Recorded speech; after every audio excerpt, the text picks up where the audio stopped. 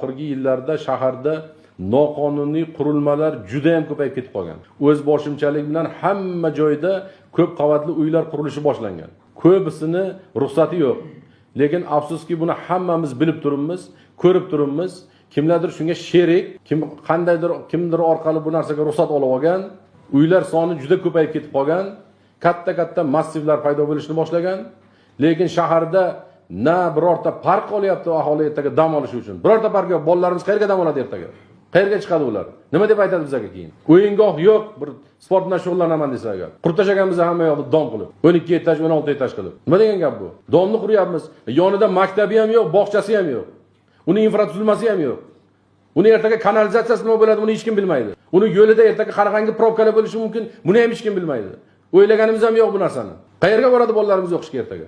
Maktabga joy ham qoldirib ketilmagan. Faqat uy-joy qilingan, pul qilingan, sotilgan, tamom. Kim javob beradi ertaga bunga? Birorta bunaqangi qurilish qilinmaydi hammasi, to'xtatiladi hammasi. Hammasi to'xtatadi. Maktabini qiladi, bog'chasini qiladi, yo'lini qiladi, suvini qiladi, undan keyin qurilishni davom ettiradi. Undan keyin foydalanishga topshiradi. Noqonuniy qurilganini hammasini buzib tashladi. Egallab olgan yerni xuddi otasidan qolgan mulkka o'xshab 5 yil, 6 yil, 10 yil quryapti. Yo baraka topkir, bu shaharning, bu xalqning mulki bu. Yer xalqniki bu. Ertaga shahar foydalanish kerak undan. Egallab olib, o'rab qo'yib, katta bir katlamanni qozib o'tirish kerak emas bu yerga.